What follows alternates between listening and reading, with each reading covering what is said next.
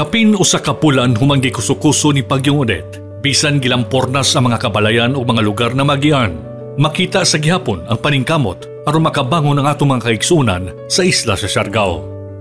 Ang Bisaya Gyud, PG Party List 108, nagparayon sa paglibot aron ihatod ang mga ayuda sa mga apektadong residente.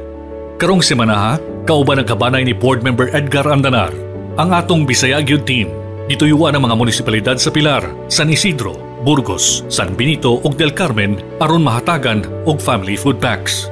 Dungan niini, nagparayon usab ang Bisaya Gyud BG Party List 108 sa pagpanghatag og arroz kaldo kauban ng Detached Places Company ngadto sa mga residente sa Siargao.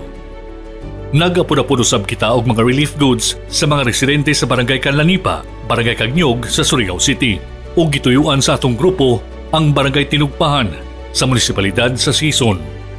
Ang atong Operation Tabang magapadayon sa paghatod og abag sa atong mga kaigsunang Bisaya Gyud tungod kay kinsa pa may magtinabangay kung dili kita gyud mga Bisaya Gyud. Bisaya Gyud! Bisaya Gyud! Bisaya Gyud!